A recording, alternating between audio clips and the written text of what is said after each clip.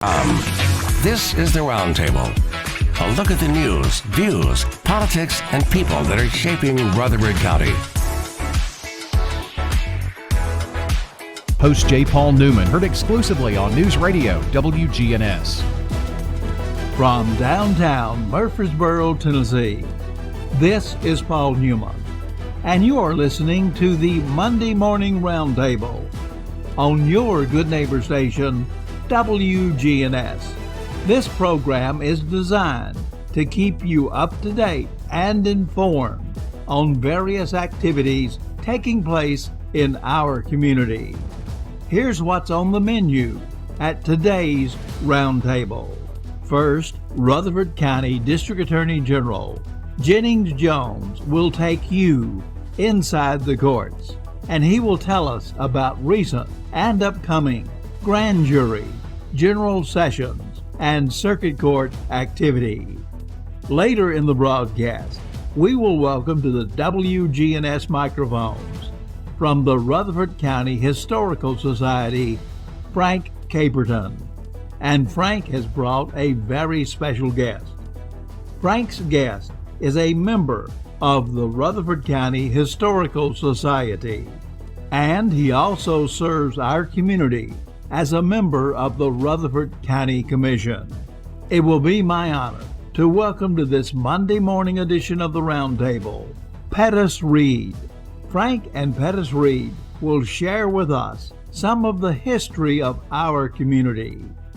If you are new to the community or have lived here all of your life, I am sure you will find their discussion to be not only entertaining, but also informative and educational.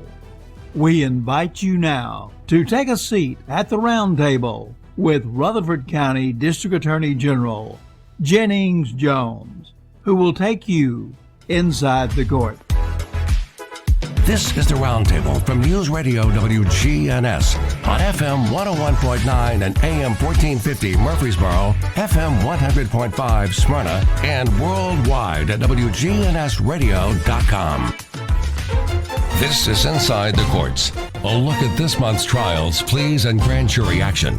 Inside the Courts is presented as a courtesy of the Rutherford County Clerk's Office.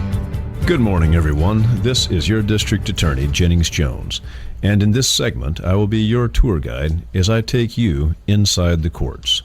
We begin this segment by stating that none of the defendants named in upcoming trials or hearings have been convicted, and, of course, they are presumed by our law to be innocent. With that as a prelude, we will now go inside the courts. On April 6th of this year, officers with the Murfreesboro Police Department responded to an apartment complex on Old Las Casas Road. The body of Mr. Ryan Wolcott was found laying on the floor of his apartment. He had been beaten and stabbed to death. Detective Julie Cox with the Murfreesboro Police Department has been assigned as the lead investigator in this case. Alistair Jennings, one of Mr. Wolcott's roommates, has been developed as a suspect in Mr. Wolcott's death. Detective Cox's investigation has resulted in physical evidence and witness statements that connect Mr. Jennings to the murder of Mr. Wolcott. Mr. Jennings has been charged with first-degree murder. This matter is currently set in the General Sessions Court of Rutherford County. The next court date is scheduled for August 3rd of this year. The defendant is represented by counsel Miss Barbara Penland Lefevers. The state is represented by Assistant District Attorney Trevor Lynch. On September the 27th of last year, deputies with the Rutherford County Sheriff's Department responded to a residence on Bivens Hill Road in reference to a shooting. Once on scene, deputies located Miss Toni Odom, the victim of a gunshot wound. Miss Odom died from her injuries. Detective Ty Downing with the Rutherford County Sheriff's Department has been assigned as the lead investigator. After interviewing witnesses and reviewing physical evidence found at the scene, Erwin Odom, the victim's husband, was identified as the suspect. At the conclusion of the investigation, Mr. Odom was charged with first-degree murder. Mr. Odom is represented by Murfreesboro attorney Josh Crane. The state is represented by Assistant District Attorney Sarah Davis. This matter is set in the General Sessions Court pending completion of a mental health evaluation. On February 12th of this year, the Murfreesboro Police Department responded to a parking lot on Middle Tennessee Boulevard in response to a shooting. Upon arrival, officers discovered at least 5 individuals who had been struck by gunfire. 2 individuals had been shot multiple times, including Mr. Brandon Anderson, who later died from his injuries. Detective Cody Thomas has been assigned as the lead investigator. Upon conclusion of the investigation, Detective Jacob Fountain charged Mr. Jamar Marks with first-degree murder, attempted first-degree murder, 3 counts of aggravated assault, employing a firearm during commission of a dangerous felony, possession of a firearm by a convicted felon, and reckless endangerment with a deadly weapon. Mr. Marks is scheduled to appear before the General Sessions Court in Rutherford County on June 30th, 2022. Mr. Marks is represented by Murfreesboro attorney Josh Crane, while the state is represented by Assistant District Attorney Trevor Lynch. On December 4th of 2020, officers with the Murfreesboro Police Department were dispatched to an apartment complex on North Rutherford Boulevard in reference to a shooting that resulted in the death of Mr. Montavious Jones. Mr. Jones was left laying in the parking lot of the apartment complex. Murfreesboro Detective Chris Pettus was assigned as the lead investigator. After the shooting, Mr. Mikhail Boyd was located at St. Thomas Rutherford Hospital, having sustained a gunshot wound. Video surveillance footage showed Mr. Boyd being brought to the hospital by Mr. Tevin Campbell and Mr. Paul Turner. After a lengthy investigation that included interviewing witnesses, obtaining cell phone records, social media records, and expert witness reports, Detective Pettus charged Mr. Boyd, Mr. Campbell, and Mr. Turner, along with Mr. Martavious Guy, with first-degree murder, attempted, especially aggravated robbery, conspiracy to aggravated robbery, and employing a firearm during the commission of a dangerous felony. Mr. Guy's girlfriend, Tibrecia Lattimore, has been charged with conspiracy to commit aggravated robbery and facilitation to attempted, especially aggravated robbery. Mr. Boyd is represented by counsel Mr. Art Quinn. Mr. Turner is represented by Casey Little. Mr. Guy is represented by Ben Powers, and Miss Lattimore is represented by Jeffrey Jackson. The state is represented by Assistant District Attorney Trevor Lynch. This matter is next set to appear in court on June 21st of this year in the General Sessions Courts of Rutherford County. On September 8th of 2019, officers with the Murfreesboro Police Department responded to a shooting on Journey Drive. Officers discovered Marquise Turner, who had been shot in the sidewalk after leaving an event at the Elks Lodge. Mr. Turner died from his injuries. Detective Cody Thomas of the Murfreesboro Police Department has been assigned as lead investigator and developed Khalil Smith as a suspect. Upon the conclusion of the detective's investigation, Mr. Smith was charged with second-degree murder and possession of a firearm by a convicted felon.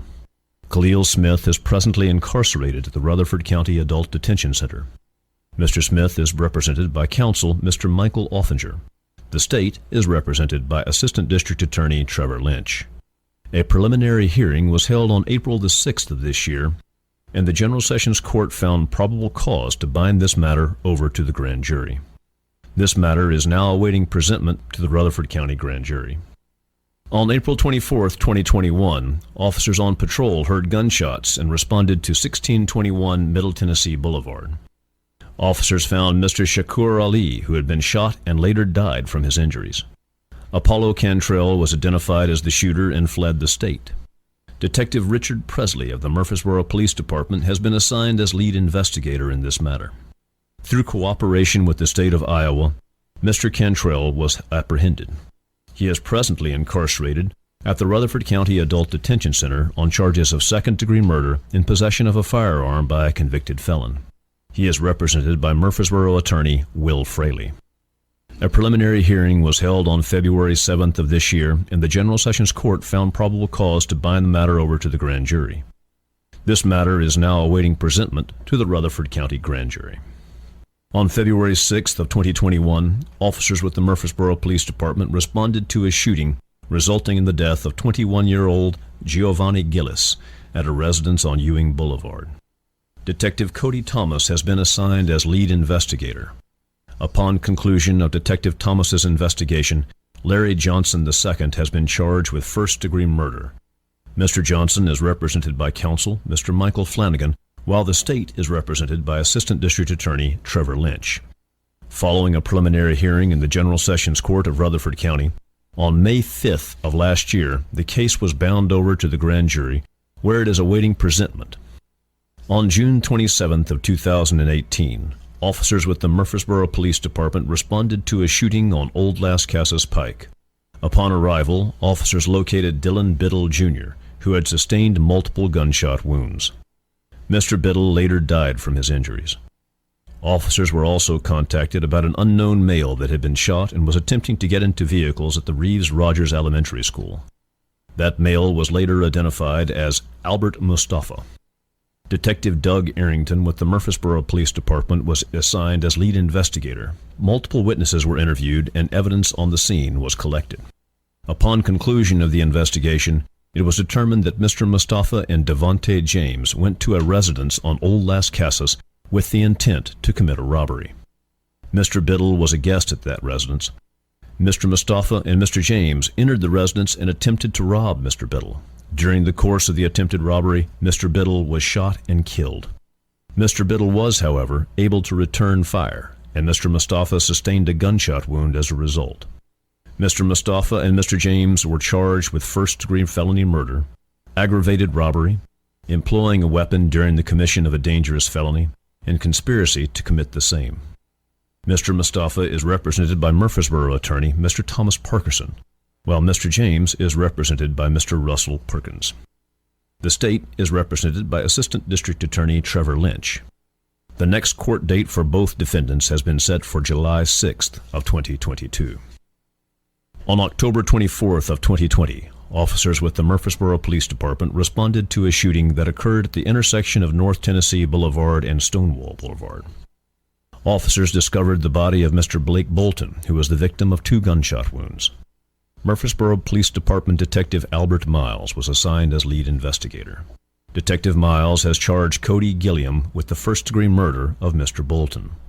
Following a preliminary hearing on March 23rd of 2021, the case was bound over to the Rutherford County Grand Jury. The Rutherford County Grand Jury indicted Mr. Gilliam for first-degree murder, especially aggravated robbery, burglary to an automobile, possession of meth with the intent to distribute, employing a weapon during the commission of a dangerous felony, and conspiracy to commit the same. Mr. Gilliam is represented by counsel Mr. Jeff Burton, while the state is represented by Assistant District Attorney Trevor Lynch. The next scheduled court date in this case is July 21st of this year. Mr. Gilliam remains in the custody of the Rutherford County Adult Detention Center. On April the 9th of 2020, officers with the Murfreesboro Police Department responded to a residence on North Rutherford Boulevard in response to a shooting resulting in the death of Mr. Stephen Lopez Jr. Lead investigator Detective Richard Presley has charged Mr. James Evans III with the second-degree murder of Mr. Lopez Jr. Mr. Evans waived his rights to a preliminary hearing and bound his case over to the grand jury. In March of 2021, a grand jury returned a true bill against Mr. Evans. Mr. Evans is represented by counsel Mr. John Mitchell, and the state is represented by Assistant District Attorney Trevor Lynch. The case is next set to appear in court on July 21st of this year. And that will conclude today's look inside the courts. The District Attorney's Office thanks you for listening to today's program.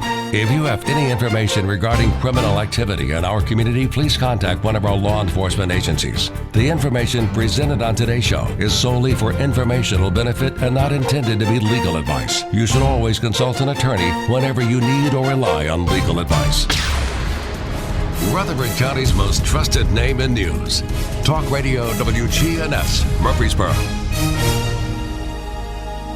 Premier 6 Theater on Broad in Jackson Heights. Let's all go to the movies. Check out what's showing at murfreesboromovies.com. Popcorn popped fresh daily. Movies like a good old primitive. Premier 6 on Broad in Jackson Heights. Hi, I'm Larry Castelli, and I love living at Adams Place. You have an exercise class and balance that is more aerobic, get your heart rate up and so forth. Then you have only stretch and balance. You don't feel cramped. You have a nice campus and you have green spaces. Well, I think it's a good place to live. I'm Terry Deal, Call me for more information about Adams Place, located at 1927 Memorial Boulevard, across from Walmart. In retirement, it's all about income. Your money, making money, and you're not spending down your principal. That's the way we do it at Retirement Income Solutions. So if you're spending down your principal, or your money's not making money, keeping you ahead of inflation, check us out today at risolutions.net. risolutions.net. And make sure to join us Saturdays at noon and Sunday afternoons at 1 for Retirement Income Solutions Radio with Nathan Cox and Lindsay Cotter. Hi, this is Bob Cornell, pastor of Covenant Church right here in Murfreesboro, Tennessee. The answer that you've been looking for is found in Jesus and what he accomplished at the cross. You see, Jesus changes lives from the inside out. We would love for you to join us at Covenant Church, located at 1124 Brinkley Ave right here in Murfreesboro. We have services Sunday morning at 10:30 a.m. and Tuesdays at 7 p.m. You can learn more about us at our Cornell Ministries YouTube channel. We want you to grow in Christ at Covenant Church. Hi, this is Chip Walters with Exit Realty Bob Lamb & Associates. Do you like country living and still being close to everything? I may have exactly what you're looking for.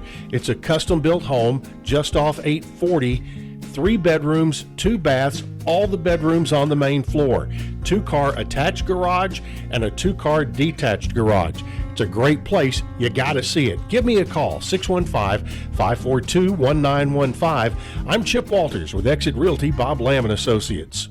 If you're like me, you don't care about petty politics, but you do care about your family budget, helping your children succeed, and preparing for a future. I'm Roy Solon Johnson, and I care about solutions.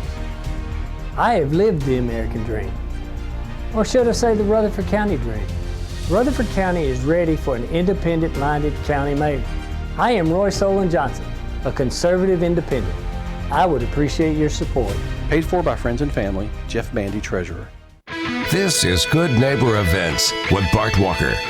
Brought to you by the law offices of John Day and AmeriCare Pest Control. This is a paid legal ad. Hi, this is John Day of the law offices of John Day. I've lived and worked as a lawyer in Middle Tennessee for over 30 years, and to me, every single day has been an honor. That's why our firm is so involved with community programs like bicycle helmet giveaways and our Safe Ride Home program.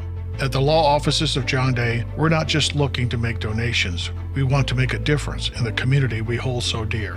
And if you're ever injured, know that we are here for you too.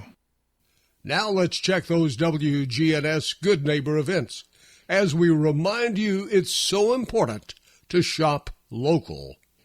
This weekend is the Friends of Linebaugh Library book sale. It's one of those must-attend events. 9 until noon Saturday. That's in their bookstore that's in the garage right below the Linebaugh Library. That book sale, 9 until noon Saturday. Plus, this is the week that the Juneteenth celebration's going on at the Bradley Academy Museum and Cultural Center. Don't miss that one. Check with Bradley Academy for more information about Juneteenth. And the admission is free. Are you new to town and want to learn more about our local history? Come on over to the old one-room Ransom Schoolhouse this Saturday morning from 9 until noon. The Rutherford County Historical Society will be there to answer your questions, plus lots of free donuts and coffee. That's every Saturday from 9 until noon at the one-room Ransom Schoolhouse, 717 North Academy Street. And those are WGNS Good Neighbor events. Good neighbor weather. A heat advisory will go into effect here later this morning. We'll see mostly sunny skies this afternoon, a high in the upper 90s. Tonight, partly cloudy and low near 76. I'm meteorologist Jennifer Wojcicki on News Radio WGNS. Currently, it's 80. Hey, it's Kristen with Fleet Feet. If you're out there running or walking or doing any type of activity and you need help with shoe fit, bra fit, gear fit, go to Fleet Feet and let one of our outfitters take care of you. Fleet Feet, next door to Carrabba's. This is the Roundtable from News Radio WGNS on FM 101.9 and AM 1450 Murfreesboro, FM 100.5 Smyrna, and worldwide at WGNSradio.com. I welcome to the Roundtable Frank Caperton. Frank is a member of the Rutherford County Historical Society. And Frank has brought with him a very special guest, fellow member of the Historical Society, Pettus Reed. Pettus Reed also serves our community as a county commissioner. I now invite you to join me at the Roundtable with these two outstanding members of our community. Frank, I'm going to turn the microphone over to you and your special guest, Pettus Reed. Thank you, General Newman, and good morning, everyone. And people who know me know that my passion is Rutherford County history. Well, today I've invited my close friend, and he's a county commissioner in the Great 8, District 8 of Rutherford County. He's also president of the Rutherford County Historical Society, Pettus Reed. And Pettus, I'd like you've got your family has an amazing history in that corner of Rutherford County. Can you share with us just a bit? Oh, I'd be glad to, Frank. You know, every time I would sit down, somebody wanted to talk to me about Versailles and Rockville out that way. I'd be glad to do that. But my family arrived here in 1802. Josiah Reed showed up out there in that area. In fact, if you would go out that way today, you'd go out to Champion Run's golf course, and you would see exactly where Josiah unhitched his team, and that's where my family started. You know, I used to, when I'd go out speaking, I'd always talk about the fact that my family arrived here in a covered wagon. And I'd place that in my introduction, and finally one smart guy got up and he makes this introduction, and he says, this individual arrived here in a covered wagon. His family did. And he said, after seeing the speaker right here, I see why the wagon was covered. And I think that is some of the things that I started changing when I went out speaking. But yes, our family has been a part of that community all these many years. Not only on that side, on all my family's side, we arrived there pretty much in the 1800s. All of us did. Come there as farmers. They come here from Virginia. We have been there farming. I'm still out there on the family farm today. Been there on that same road all that time. Planned to be there. I was born there in a log house. It belonged to my great-great-granddaddy. And born in his bedroom there. I had to move out and go to the little house, though. I couldn't stay in the big house. And so I have been there all this time. It's a very important part of me. It's a part of my makeup. It's part of what I believe in. It's part of the people out there. You know, I think that's what makes me, what has made me, is the fact of that type of living, that type of people. And I think that's part of what this country is, those individuals who had the strength, the ability to go out and do that. And that's what's made Rutherford County what we see Rutherford County today, and what has made our history. When we talk about history, and it's something that we do every Saturday morning at the Ransom Schoolhouse, which is a big part of the Rutherford County Historical Society, is that history is something we have to maintain as individuals for the next generation, because if we don't, it's soon lost.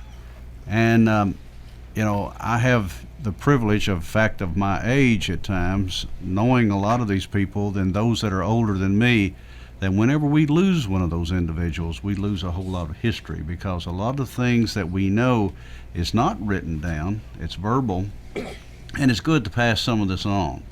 I'm a writer. That's what I did most of my life. For 44 years, I wrote a column, I wrote things that included history, so I think it's important we do some of that. You know, it's funny, Pettus, that you say that.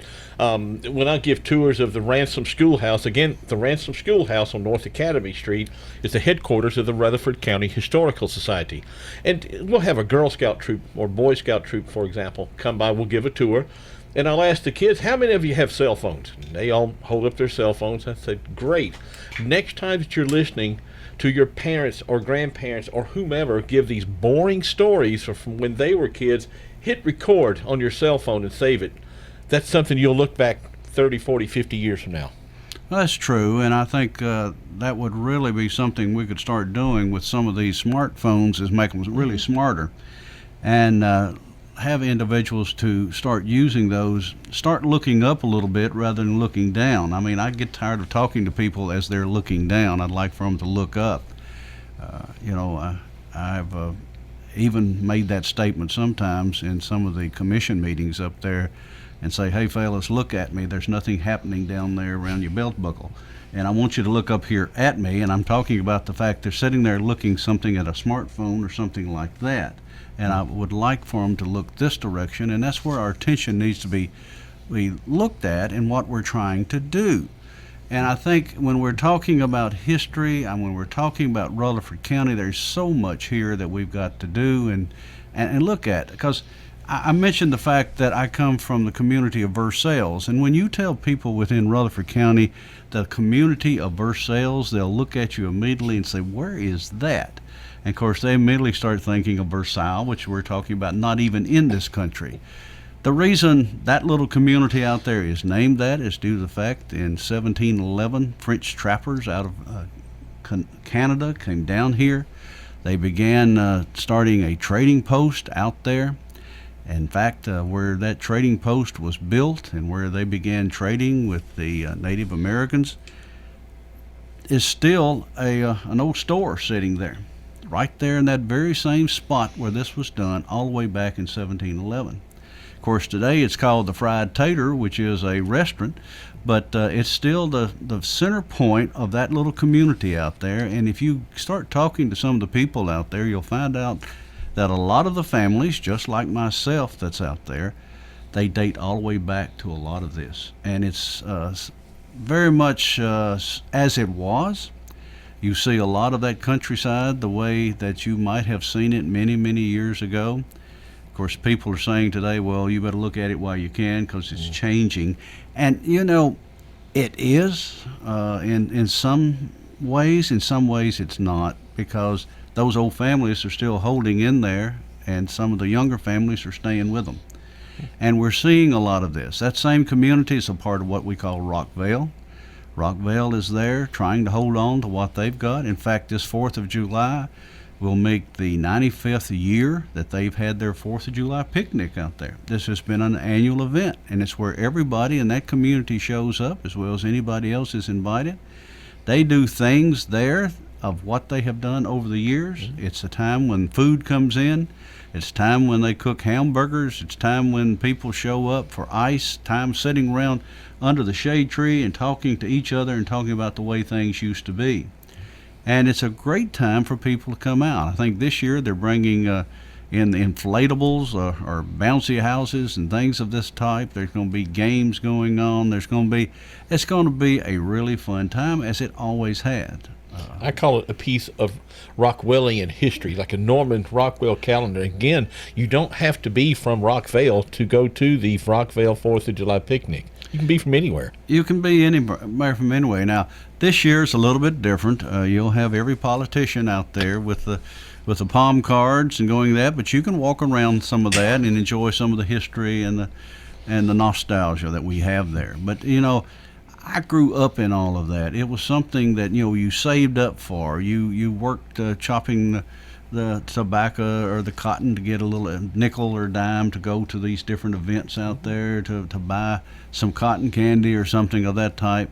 It used to be out there for the 4th of July picnic. It wasn't only the food and things of that type. There was also baseball games. There was a nighttime program that they worked on for months. Some of the best entertainment you've ever seen of individuals putting on programs and things in the old school. And it was something that everybody lived for, the 4th of July. And when the 4th of July arrived and that picnic happened out there, everybody showed up. You know, it was basically one of those days where he said, the last one leaves home, turn off the light. And it was a wonderful time for ways to happen. And all across this county, you have things that are like that, things that have made this right here. And I think that what we attempt to do with the Historical Society is return some of that back and try to return that information to you. Historical Society, every third Monday we have a program talking about many of these things. Just recently we had a program on dairying in Rutherford County. Now when people hear dairying, they think about it someplace else, but Rutherford County was the largest county in Tennessee for dairy production for many years. In fact, this very radio station we're sitting at this morning, the call letters Wgns was not the first thing considered.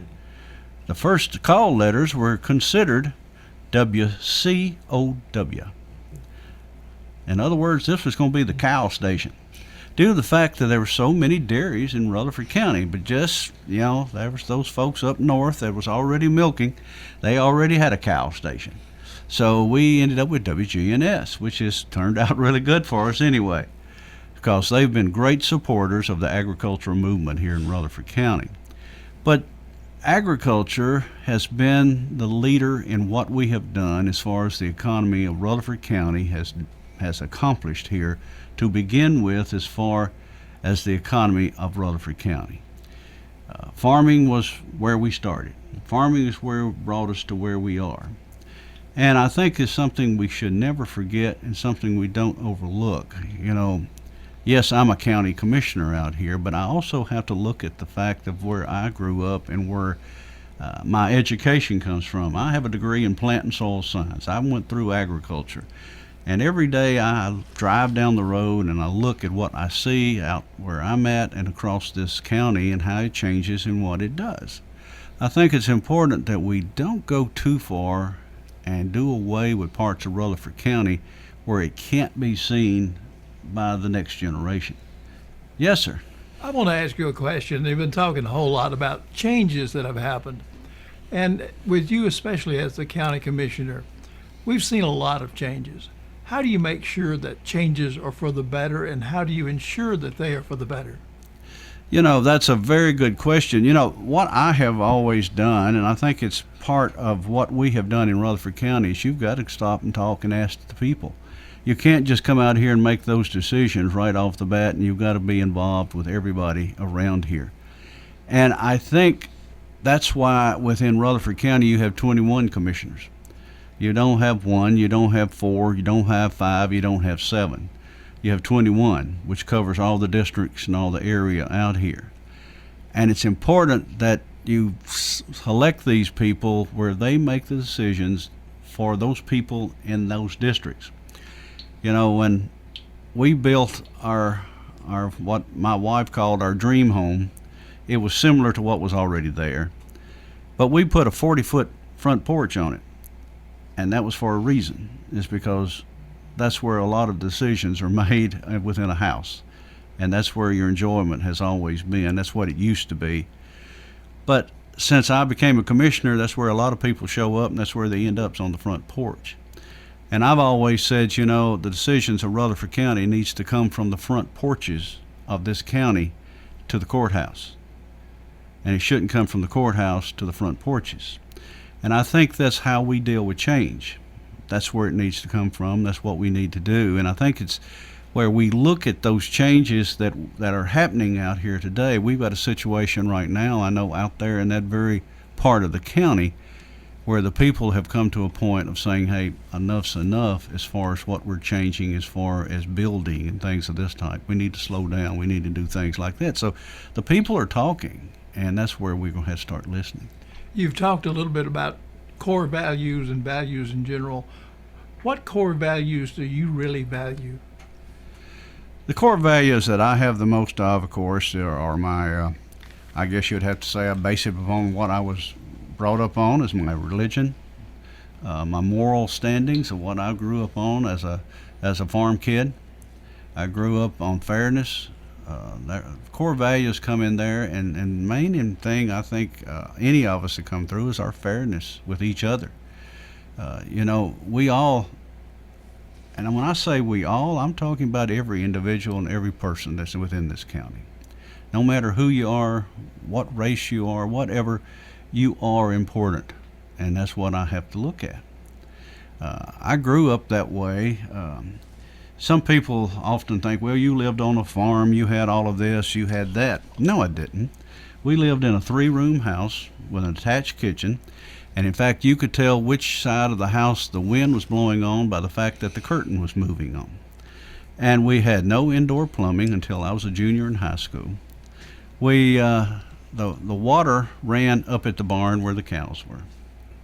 And that's pretty much what I say. That's the values we have. The value of what we are is the importance of others. Well, some of the things that I've always been interested in is how did the name Rockvale come about? I hear that there's a wonderful crop of rocks each year. Well, Rockvale, you have that wonderful vales out there. If you drive out that way, you'll see it. And the vale is, of course, just a low valley and what they have there. Mm-hmm. And there is an abundance of limestone rock that's located in that area.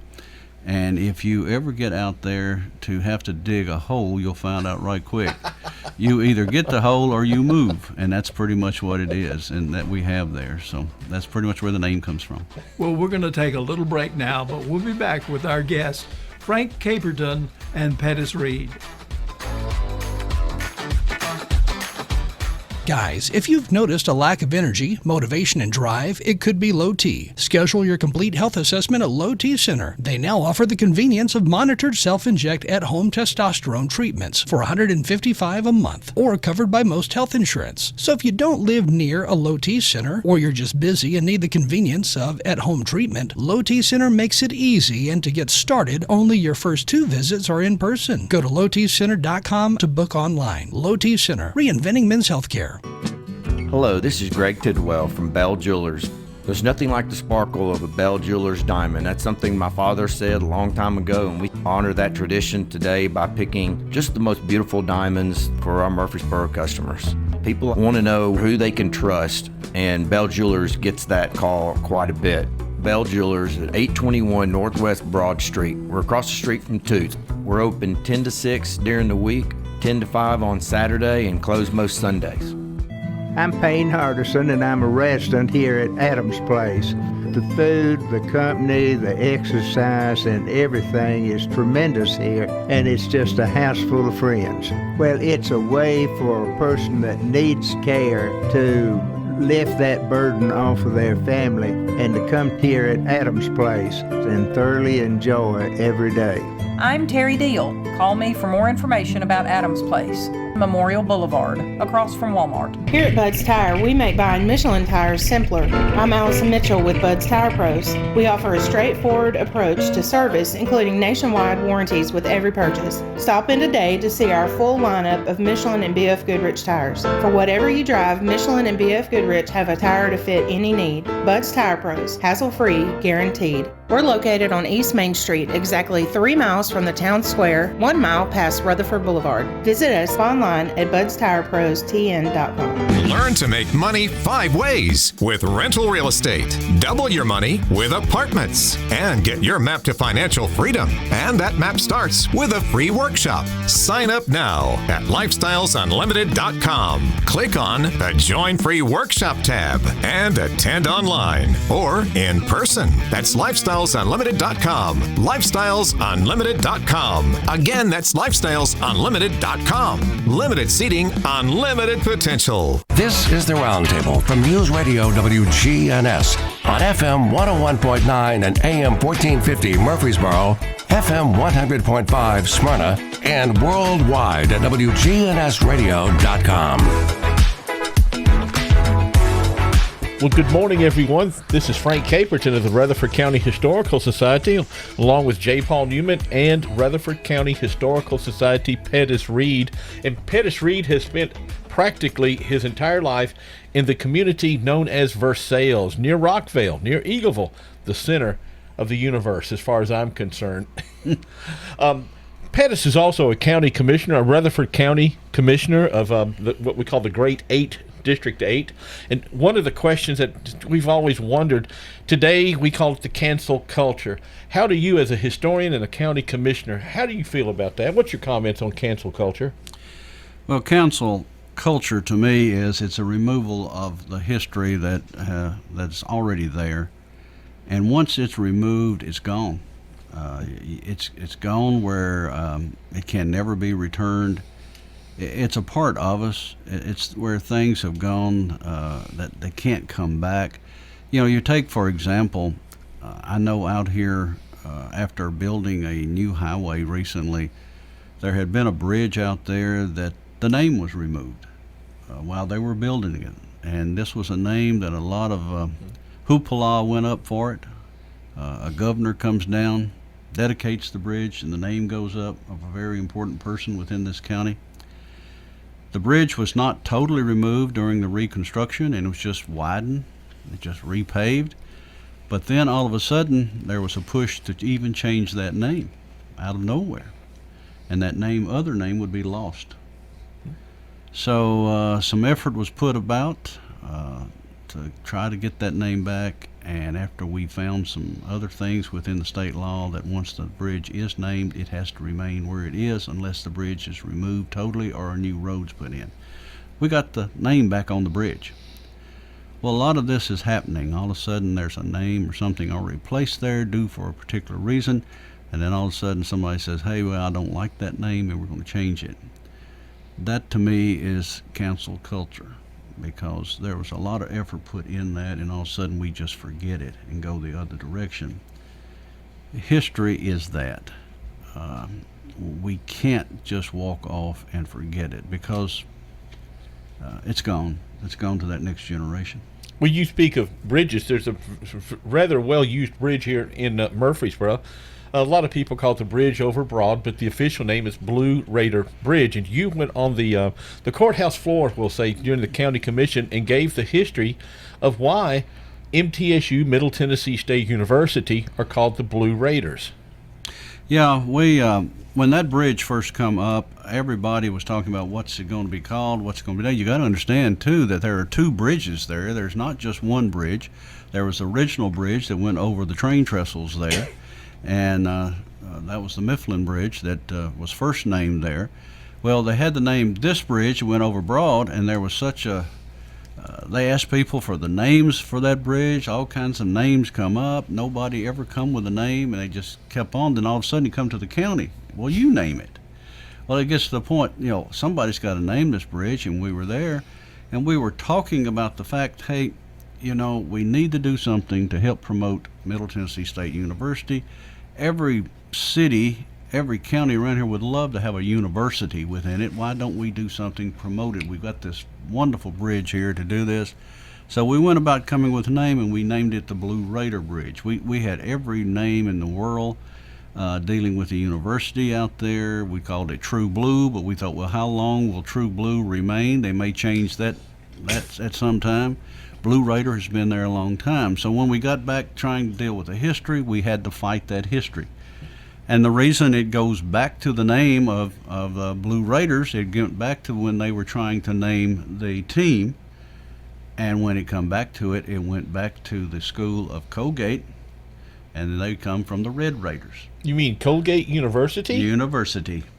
And so somebody said, well, let's just call these the Blue Raiders. And that's how the name come about. Wait a minute. You mean that the name Blue Raiders has nothing to do with the Civil War? Not at that time. It did not. It was just basically following that simple pattern that was already being done across the country of naming something else the Red Raiders. In fact, the Red Raiders also show up in Texas now. They show up in a lot of different ways, but Blue Raiders is where that come from.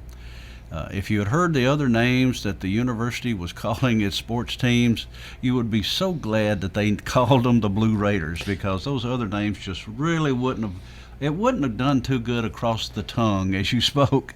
But that's why that was changed. That's why that's called the Blue Raider Bridge, and that's where it is today. We hope for other changes within that bridge. There's supposed to be the possibility of LED lighting, blue lighting, that would make that a very special bridge, and we hope that happens at some time. That sounds wonderful. Speaking of road names, one of the things that you have in Versailles are road names such as Haint Holler. Yes, sir. Panther Creek. What are some of those road names, and from where did they derive? Haint Holler, it's back over there behind me. It's the fact that every time you would drive a team of horses through there, you'd always have problems with the horses. Something would scare those horses, and that's where it became known as the Haint Holler back over that direction. Panther Creek, a panther was seen. So Haint Holler, I guess the term haint means haunt, for those not as familiar with history as you and I. Yeah, and it's a great place to go for a hayride during Halloween.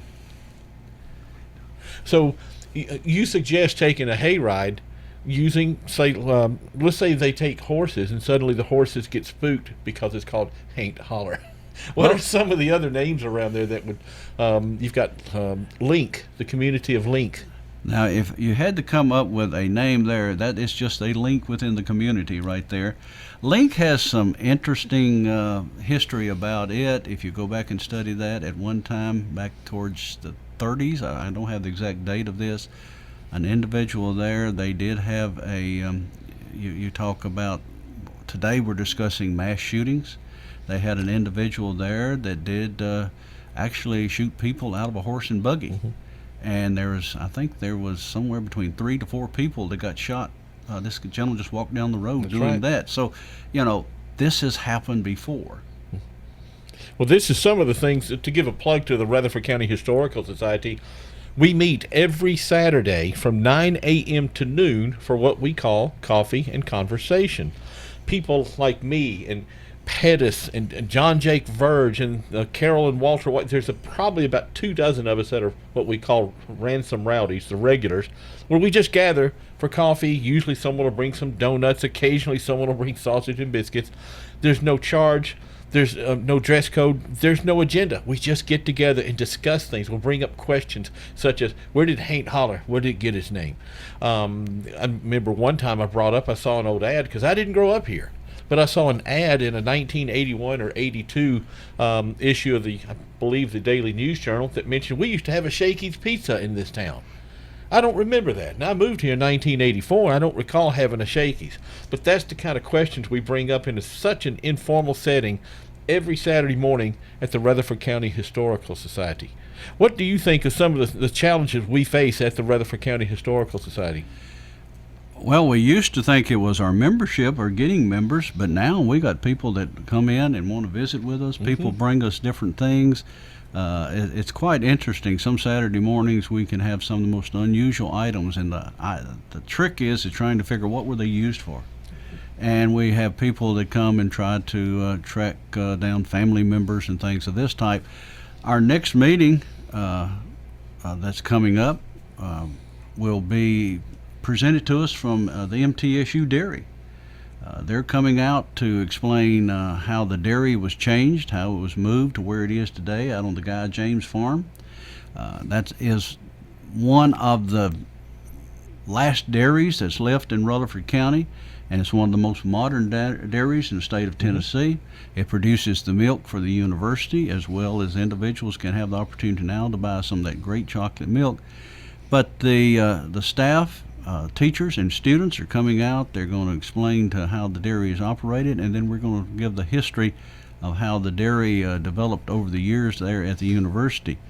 I had the opportunity when I started classes at MTSU. The old dairy was still there on the campus, and I could look out my classroom. Now, my classroom at MTSU when I started back in 1966 was still in the old World War II barracks. Mm-hmm. And in fact, one of the classes, you went out there and you sat on feed sacks. And I've often thought, I said, what would students today say if they come up and paid that tuition and they had to sit on feed sacks? The other classes were in the barracks themselves, one classroom and one into the other. But it wasn't long after that the Stark building was built. We stood there and looked out the windows as the dairy cows were moved out. They were sent to Blackman. And they moved the dairy cows out, and then they moved the art students in. I thought that was quite unique what they did there at that time. And then we were out there on that campus, and they began the equine program, and we did those in those times. So we're going to take a little trip down memory lane for MTSU's agricultural department this next meeting, and it'd be a great time to come out there and see what's going on. Well, folks, that next meeting is July, I believe it's the third Monday of the month. I have July 18th on my calendar. Now, our monthly meetings... That's June. Whoops. Sorry about that. Wrong month. Well, that would be coming up pretty quick. I should probably look. That would be June 20th. So, anyhow, our monthly meetings, as we like to call them, with a featured speaker, in this case, the MTSU Dairy Farm, will be held at the Carriage Lane Reception House. That's at 337 East Burton Street, from 7 o'clock till 8 o'clock. We encourage people to get there early because it gets crowded. And Pettus, how much does that cost to attend that meeting? Zero. Doesn't It's cost a penny. absolutely free. And get this, folks, you can join the Rutherford County Historical Society for only $25 a year for the entire immediate family. $25 a year. It's as easy as just going up to rutherfordtnhistory.org or just Google us, and then you click on join. And guess what? You get free books when you join. You get to support every penny of that membership stays here in Rutherford County, doesn't it? We're not a member of anything that's not inside the county. So, but we always have a lot of fun at these meetings. It's all about, as I call it, preserve and promote our local history. Any closing comments? You know, we would invite people to come out and visit with us, to be a part of this. We invite them to become members of the Historical Society. I think they would find that each month they would learn something at our different meetings, as well as our newsletter that does go out. I've been a member of this society since, I think, 1996, and I learn something new every day being involved in Rutherford County history. It's one of the best ones out there, and I think people need to be involved. We're certainly the most active, with approaching, over 300 members now, not including their families. That's right. Host J. Paul Newman, heard exclusively on News Radio WGNS. As we end this Monday edition of the Roundtable, we thank WGNS for providing the airtime. And we thank our producers, Scott Walker and Brian Barrett. We also thank our guest, Rutherford County District Attorney General Jennings Jones. And we also thank Frank Caperton from the Rutherford County Historical Society. And we extend very special thanks to Rutherford County Historical Society member and Rutherford County Commission member Pettus Reed. Most of all, we thank you for listening. In our closing moments, I want to invite you to tune in tomorrow morning at 9 a.m. for the Tuesday edition of the Roundtable. The Tuesday Roundtable is hosted by Wayne Blair and Rick Hall. And please remember to tune in for my next appearance on the Roundtable next Monday morning, June the 20th at 9 a.m. on your good neighbor station, WGNS. And that will be a special broadcast, as I will be asking for the community's help in solving a true tragedy. It is the October 16th, 2015 murder of William Greg Hawkins. Please plan to be with us. We leave by saying, stay safe, stay healthy, stay involved, and please stay informed. This is Paul Newman, wishing everyone a blessed day. This is the Roundtable from News Radio WGNS on FM 101.9 and AM 1450 Murfreesboro, FM 100.5 Smyrna, and worldwide at WGNSradio.com.